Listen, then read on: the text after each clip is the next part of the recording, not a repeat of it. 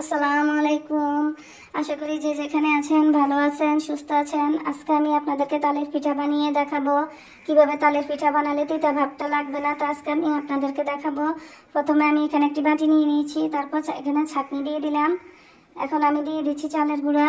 আমি এখানে ভেজা চালের গুঁড়া ইউজ করেছি, আপনারা চাইলে শুকনো চালের গুঁড়া ইউজ করতে পারেন, তবে ভেজা চালের গুঁড়া ইউজ করলে পিঠা খেতে ভালো লাগে।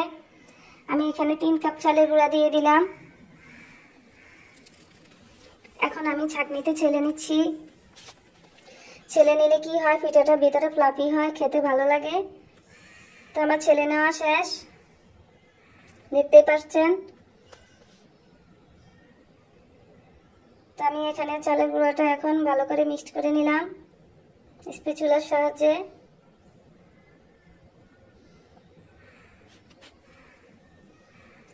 ভালো করে মিশিয়ে নেওয়ার পর তারপরে এখানে আমি দিয়ে দিলাম উঁচু করে 1/4 কাপ গুঁড়া দুধ।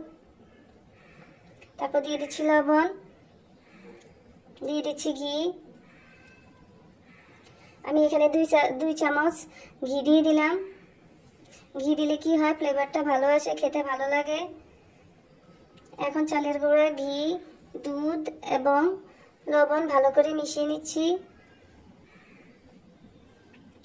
ঘি যেন চালের গুঁড়ার সাথে মিশে যায়, এমনভাবে মিক্সড করে নিলাম।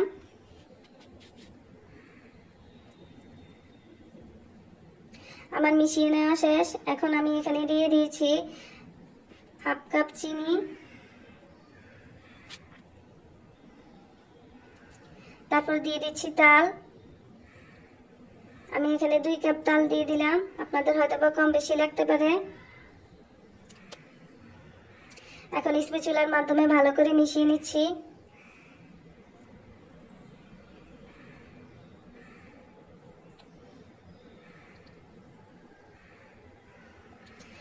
ভালো করে মিশিয়ে নেওয়ার পর তারপর আমি এখানে দিয়ে দিয়েছি কোরানো নারকেল।